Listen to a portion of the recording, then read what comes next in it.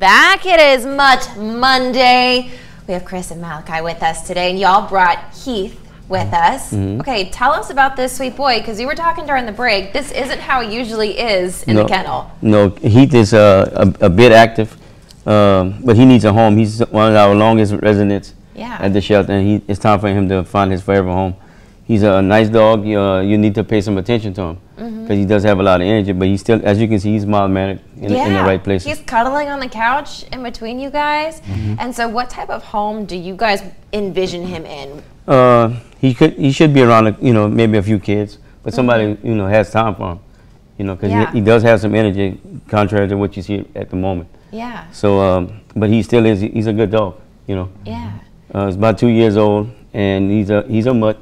But he's a good one. He's awesome. Yeah. He's so sweet. I love how he's just relaxing. And Malachi, we were talking too. You said he's been here for 10 months, you think? Yes, ma'am. He's, if I'm not mistaken, he's been there the longest. Yeah. And he definitely needs a home. I would suggest that he have a yard to run in, big yard that he can run in. Yeah. He seems like such a sweetheart. How can people at home adopt him? All they got to do is come and visit us at 225 Hanger Road. And $50, you'll have your dog. He's awesome. I hope we can find his perfect match out there. I know it's out there. And he came in as a stray? Yes, ma'am. That's wild. You would not think, because he's so good-mannered right now. We have so many strays, though. I mean, a lot of pets need homes, Yeah. And he walks well on a leash? Well, yeah, he absolutely quite well on a leash. Good. And I know he loves a car ride. You were telling us about his journey here. He did great. Yes. Yes. Y'all, thank you so much for bringing him by and showing him to our viewers. What's that address? It's 225 Hanger Road in Opelousas. If you guys at home want to adopt Sweet Heath and give him his forever home, head to our website, kadn.com. Everything that you need to know, a direct link, will be right there. But let's go ahead and check in with Lauren. Hey, Lauren. Thank you, Taylor. Well, February is Pet Dental Health Month. And if your pet's breath is extra stinky, you may not want to ignore this. Dental problems are the #1 health issue for pets, and as News 15's Connor Hansen explains, neglecting their teeth could have bigger consequences. Pet owners love and care for their animals like children, grooming them, taking them to the vet for checkups, but oftentimes owners neglect their four-legged family members' dental care. If we're not staying on top of our dog or cat's dental health, we're basically setting them up for dental disease. February is Pet Dental Health Month. A staggering 80% of dogs face the risk of dental disease, and 70% of cats will experience dental issues in their lifetime, making this the perfect time to remind owners about the vital role dental health plays in animals' overall health. Plaque and tartar buildup causes gingivitis, inflammation of the gums, that then loosens the tooth roots, can cause tooth loss, and it'll also, as you would expect, a lot of pain and discomfort for our pets. The other big concern is with that state of infection and inflammation, that's when bacteria can enter the bloodstream and go around their body, causing issues with their heart, their liver, or their kidneys. Veterinarian Dr. Danielle Bernal says it's important for pet parents to brush up on their pets' at-home dental care. And that starts with setting a daily routine by either brushing your dog or cat's teeth with specialized pet toothpaste and toothbrush, or a simpler option, giving them a dental treat. But the key is consistency. Create the same time you brush your teeth, that's when your dog gets their dental chew. Same with your cat. It's a morning and night. You want to split those treats out over twice a day, but try and create a trigger that reminds you. A pet's gums should be examined by a vet at least once a year, but Dr. Bernal says if you notice their gums look red and inflamed, they have really bad breath, or their behavior changes, you should take them to be checked out immediately. In New York, Connor Hansen, News 15. Can social media platforms decide for themselves what content goes on their sites and what is removed? That's the question before the Supreme Court, as some states accuse platforms like Facebook and X of censoring users. I'm Rebecca Castor in Washington with this story next.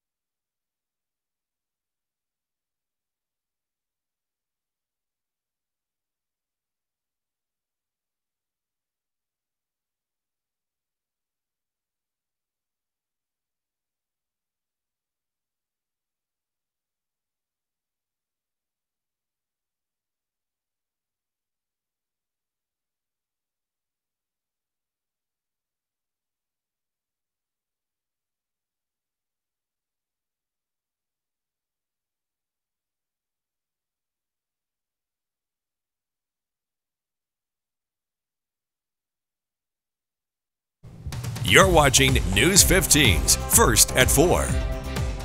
Well, welcome back to News 15 First at 4. Let's begin our second half hour by getting you caught up on some of today's top local stories. Yeah, we start with breaking news in our second half hour. The FBI and authorities in Declouette Parish are investigating the death of a New Iberia woman, and family members say 19-year-old Cheryl Turner, who is the woman on your screen, had been missing since early January, and they say her body was discovered floating in the Washita River. Her case is being investigated as a murder, but so far no arrests have been made, and the FBI is assisting the Declouette Parish Sheriff's Office on this case. A GoFundMe account has been set up for Turner's funeral expenses, and you can find a link on that page on our website, kadn.com. And now to new developments in Lafayette after a driver crashes into a pole and flees the fiery scene. Police are still on the hunt for this driver, and take a look at the surveillance video along Pandora Street on Friday night. It shows a stolen car slamming into a utility pole, then bursting into flames. An arrest warrant has been issued for the driver, 37-year-old Connor Cheney. And authorities were able to identify him because he went to a nearby hospital for treatment. And they say he's lucky to be alive since the car appears to have split into two, with one half hitting a nearby home. And thankfully, no one in that home was injured. And that crash happening along a 35-mile-an-hour stretch of road where residents say drivers frequently speed. This despite a daycare center and school nearby. And coming up next hour on News 15 Live at 5, our Dracar Francois is going to speak to residents about their concerns. But let's go ahead and take a look outside right now with Storm Track 15 Chief Meteorologist Doppler Dan Romano. Yeah, and we have a Storm Track 15 alert for a potential wind advisory come tomorrow. Doppler Dan, what are you tracking for us? Yeah, some of those wind speeds across Acadiana might break the speed limit. We are looking at winds gusting anywhere between 30 to 35 miles per hour. Excuse me, as we head into tomorrow. Today we're just dealing with a good amount of cloud cover, a little bit of a blustery start to the day as well. That was what it looked like. Let's take another look at it. This is a Crowley Tower camera atop the Acadia Parish Courthouse. You can see Old Glory nice and stiff right now due to those gusty winds out of the south and southwest. Hub City Tower cam, a little bit more sunshine, trying to peek through those clouds. You can see they're not overly thick. They're just it's just a thin layer of cumulus clouds as we have a little bit of moisture trapped in the low levels of the atmosphere. That said, still pretty mild, 76 degrees. Frankly, it's warm with winds out of the south-southwest at 15 miles per hour. Also noticeably humid as well. Much different than it was earlier this weekend when we saw dew points into the 30s and 40s. Now we're dealing with dew points into the 60s, and we could thank these strong winds out of the southwest at about 10 to 20 miles per hour. Winds are going to increase as we head into tomorrow. In fact, we're looking at winds sustained between 15 to 25 miles per hour. Might have to contend with the wind advisory by tomorrow afternoon. We'll talk more about that coming up here in just a bit. Back to you, Lauren. Thank you, Dan. And as we cover politics this afternoon, can social media platforms decide for themselves what content goes on their sites and what is removed? That is the question argued before the U.S. Supreme Court today. And as News 15's Rebecca Castor explains, some accuse big tech of censoring its users. At the Supreme Court Monday, justices heard oral arguments for two cases that could dramatically affect what we see on social media. It comes after Texas and Florida both passed laws restricting tech platforms from moderating content and blocking political views. Look, I'm a registered Republican, and when I see conservatives getting kicked off platforms, it frustrates me as well. But conservative values require me to recognize that businesses get to choose what is best for their users. The trade group representing the social media platforms argues they have a First Amendment right to determine what content is allowed on their site. But attorneys for Texas and Florida say censoring users violates free speech. The design of the First Amendment is to prevent the suppression of speech, not to enable it. Whatever the court decides, we're going to make sure that we're doing everything we can to ensure that people have a right to speak in these public forums. We want more speech, not less speech. The state laws in question were passed after former President Donald Trump was banned from Twitter, Facebook, and Instagram for his handling of the January 6th Capitol riot. Meanwhile, the Biden administration is siding with the social media companies. These platforms are private parties. They're not bound by the First Amendment. The Supreme Court's decision on this won't be released until this summer, and it could impact what voters see on social media about the upcoming presidential election. In Washington, Rebecca Castor, News 15. Darker clouds across portions of Acadiana. Take a look at the Queen City of the Tesh camera. Not seeing any rain, but it does look a little spooky out there. The winds, though, it might be a little scary for some folks as we head into tomorrow. Okay, maybe not scary, but we'll let you know the details coming up right after the break. And still to come, Buc-ee's is eyeing Lafayette as a location to open a store. We'll have those exclusive details coming up. And festival season is almost here. We'll take you to the Festival International preview after the break. You're watching News 15 First at 4.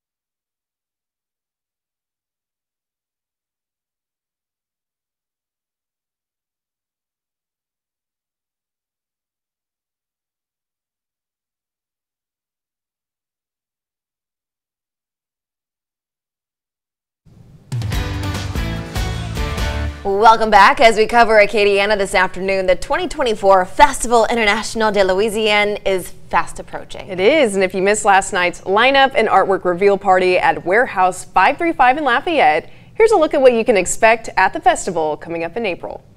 Man, we're celebrating. It's like really like the first day of festival season. You know, that's how we look at it. It's our pin premiere, our poster premiere, and we get to let everybody know who's playing. So we released our lineup today as well. So a lot of people are here, excited, and we're starting the celebration. There's so many amazing bands, really. As somebody, if you love world music, it's such amazing stuff. We have Umu Sangare, who's one of the hottest acts in Africa coming. She's going to be amazing. We have somebody who's played a few times back in the day, Radio, more of that Canadian hip-hop, younger crowd. So we try to mix it up. There's a lot of Latin music this year to celebrate our Latin culture too. It's going to be amazing. I'm very excited about it.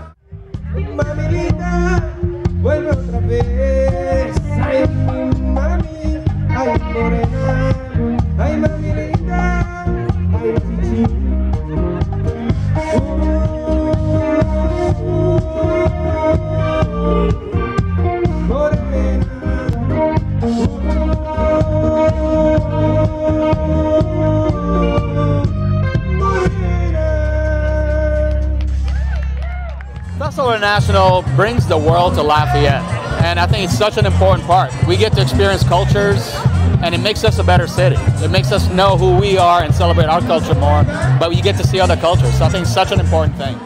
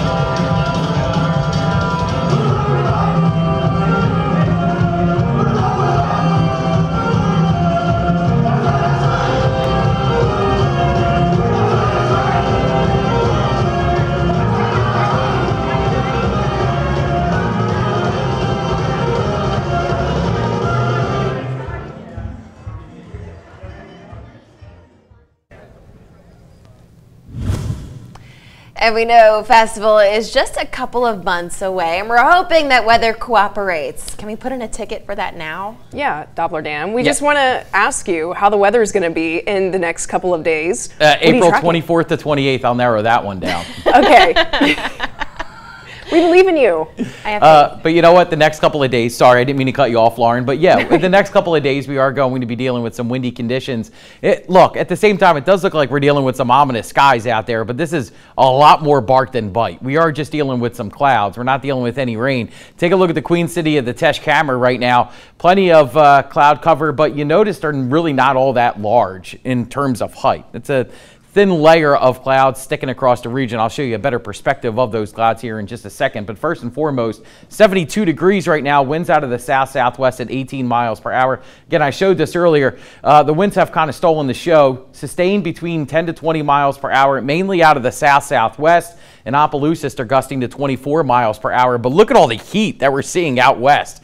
In Dallas right now, 90 degrees. Oh my Lord. And we are dealing with temperatures into the 70s, but you'll notice into the 80s across a good portion of Texas, but you notice how there are somewhat cooler temperatures, Natchez, Lafayette, Beaumont, temperatures into the low to mid 70s at the moment. That's due to a layer of low cloud cover that's basically draped along the Mississippi River, and then it kind of makes a hard right turn. I know it looks like a left, but if you're coming down this way, then you are making a right, along Interstate 10 towards the Houston area. So again, this is that layer of cloud cover that we're looking at right now. It's not producing any precipitation, but those clouds are fairly noticeable. Otherwise, things are pretty quiet across the central part of the United States. There is a storm system that we're watching, though. It's up in the Rockies right now. Eventually, it's going to develop out of the Colorado Rockies and race to the east. As it does so, it's going to drag a cold front across Acadiana. But until then, we're still going to hold on to this southwesterly flow that's going to pump in the humid conditions and plenty of warmth. But here is that area of low pressure. This is going to race up to the north, but eventually it's going to drag a cold front through the region. This is going to spark a few showers, maybe a rumble of thunder if we're lucky, early Wednesday, and then pretty quickly later in the day, we are going to see those rain chances subside. However, we are going to hold on to the cloud cover through much of our Tuesday. Then the rain chances increase down the road. I'll talk more about that in a second. But tomorrow, look at these winds. Out of the south, anywhere between 15 to 25 miles per hour. Then once that cold front swings through, it's going to be even windier potentially on Wednesday. Winds out of the north. This is going to create a sharp contrast in temperatures for Thursday. But as far as the winds gusting tomorrow, again, we could be looking at wind speeds gusting between 30 and 35 miles per hour around the midday hours. Down the road, though, we are watching another system. This is going to be a surface trough that develops in Texas, slides across the area on Friday. This is going to provide the other opportunity for rain. This boundary kind of stalls over the region and allows us to tap into some Gulf moisture. As a result, we're going to keep the rain chances in place through the weekend and into the start of next week. Granted, those rain chances are going to ebb and flow, but that's something we are going to be watching. So again, as we head into tonight, 64 degrees, mostly cloudy, somewhat breezy. And then as we head into tomorrow, good amount of cloud cover, gusty winds, high temperatures into the upper 70s to low 80s. Oh, there we go. We're jumping around here all over the place. Yeah. Okay. So yeah, that's what we're watching. Thank you, Doppler Dan. Yeah. Well, only on News 15, we've learned that Buc-ee's is seriously considering opening a location right here in Lafayette. Here's what we know. Sources tell News 15 Buc-ee's is eyeing this land on Louisiana Avenue off of Interstate 10 for a possible convenience store. There are other spots in Lafayette Parish also being looked at, but it appears this is the preferred choice. There's no timetable for when this could happen, and our sources say a lot of things still need to come together to make this deal work. I think it would be pretty awesome to have a Buc-ee's here. It would be incredible. You're like the Texas chaos gal. too. I sure am. Yeah. So you love Buc-ee's. I do love Buc-ee's, but I mean, in comparison to other gas stations, you know, for me, in my experiences, it's the cleanest, and there's just more, like, what can't you get at a Buc-ee's It's like Texas's version of a Wawa. I love What's Wawa. Yeah, see, I thought that we never had this discussion with you, huh? I don't remember. I feel like I would remember that name. My big mean coffee cup that I carry with me, that's a Wawa coffee cup. Wawa is notorious for their coffee, their sandwiches, 24 hours. It's like a 7-Eleven on steroids. No. It's not as big as Buc-ee's. It's not as big as Buc-ee's, but it's as awesome. Consistent. Yeah. Okay. It comes up clutch, It would especially be at 2 o'clock in the exciting morning. if we did get a Buc-ee's here, so we'll see what happens. All right. Well, I'm here for it. All right, coming up, scientists could go swimming with what could be the world's biggest snake, and a World War II bomb is found in an English garden. It's all coming up in today's Take a Look at This.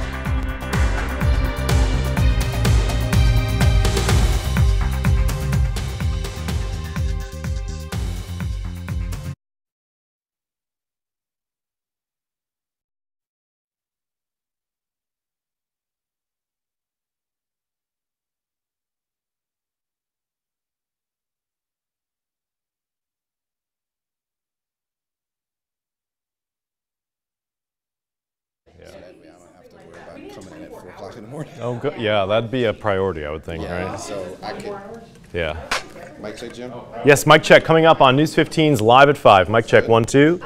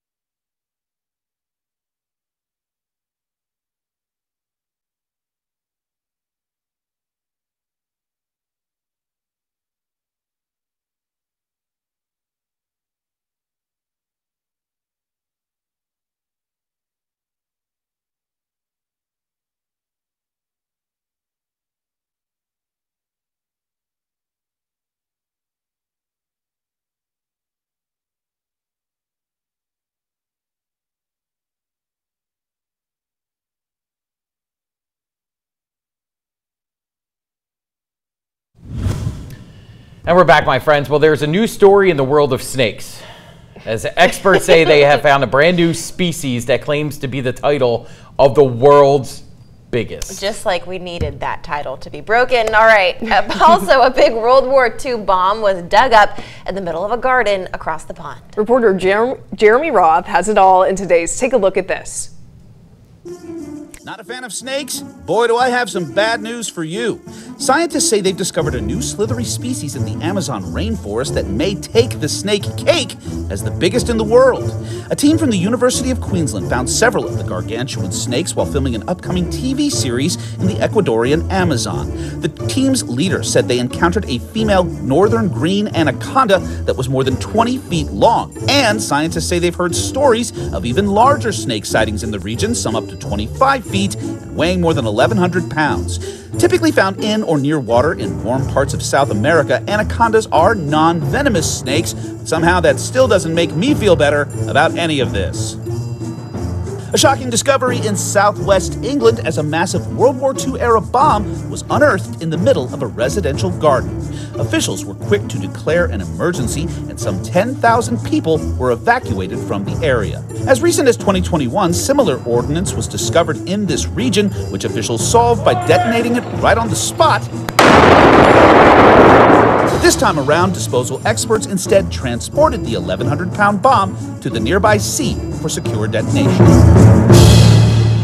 Finally, a new mysterious discovery is bubbling up in a U.S. desert. Renewed activity in the previously thought dead geyser fields of Steamboat Springs, Nevada, is baffling experts. Once home to America's third largest active geyser, this area has reportedly lain dormant since the early 1900s, but this recent roiling rupture in a road in the region is causing new geothermal questions to rise up to the surface. For Take a Look at This, I'm Jeremy Roth. Still have to go back to that snake story. What is that guy doing? They got way too close for comfort. Like, not even the guy, but also the guy filming that. You know, like, it's not venomous, so we're good. Yeah, You're it's good. not. But That's like, an anaconda. could fit your head in its mouth. Yeah, easily. Not even that. Just they're constrictors. Like, all of a sudden, I'm just gonna wear you as a belt. It did look with how big it is. It moved a little slower, so maybe it's like reaction time. I move slow over land. Can you imagine me in the water? Not smart. Yeah. Good point. Yeah. Okay. Well, News 15's Live at 5 is coming up in just a few minutes. And Jim Hummel is here in studio with a preview of what's next. Hey, Jim. Hey, everybody, and hello, everyone at home. Here's what's coming your way in just a few minutes on News 15's Live at 5. We're following up on that fiery car crash in a Lafayette neighborhood where a car was split in two after slamming into a utility pole. Tonight, we'll hear from neighbors near the scene about what they say is an ongoing issue on their street. Also on Live at 5, a march on the state capitol. We'll hear from Lafayette activists who made their way to Baton Rouge, why they are worried about proposed legislation in the special session on crime. Plus, not the best weekend for UL athletics. We'll hear from the coaches on how they plan to turn things around. Those stories and more on Buc-ee's potentially coming to Lafayette next on Live at 5. Taylor, Lauren, and Dan will wrap up first at 4 right after this break.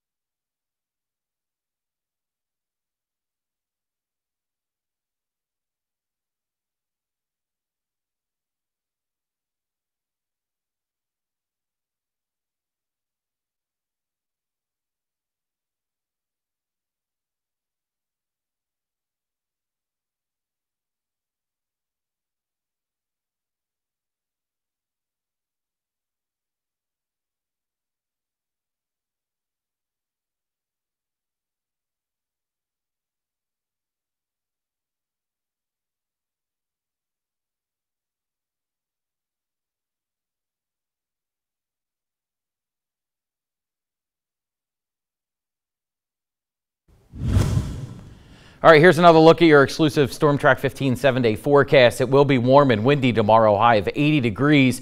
Maybe a few isolated storms early on Wednesday with a high of 78 degrees. More showers than anything else. Lingering clouds on Thursday, and then rain chances increase Friday through Monday. It doesn't look like it's going to be an all-out washout, but definitely an enhanced chance of rain over the latter half of the work week. It's going to be rather tropical as well, with low temperatures into the 60s, high temperatures into the 70s.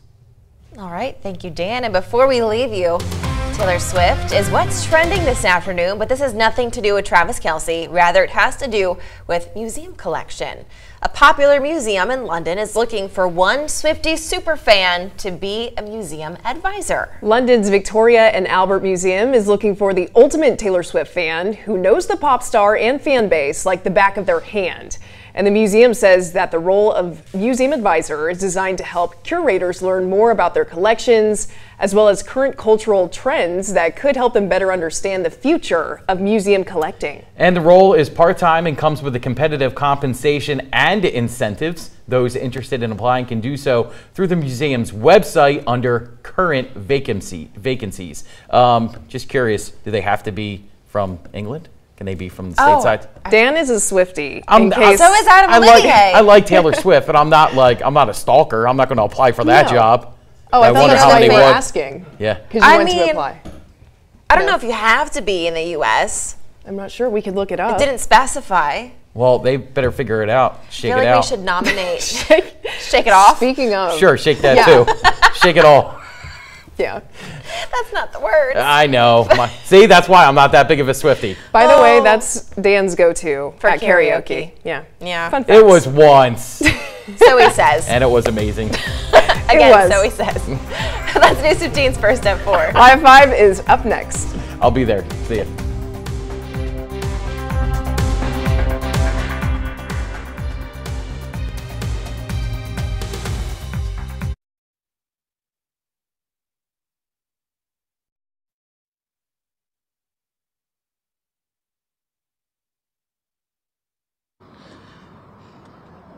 It's got what I need. You talk like you got to choose. Mic check, 1098-7654-321-23456. And a squeeze.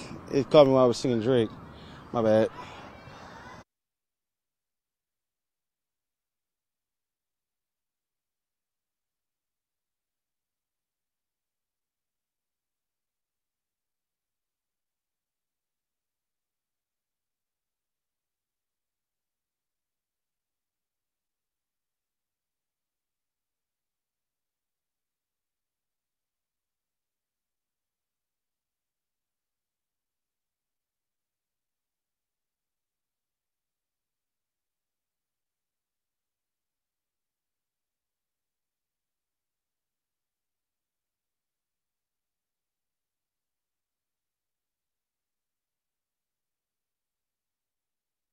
Probably because my message got muddled through. She's got 350,000 followers. You never know. You know how many creeps are out there too?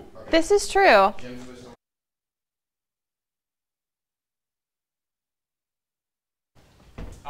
Maybe I'll Facebook her or something.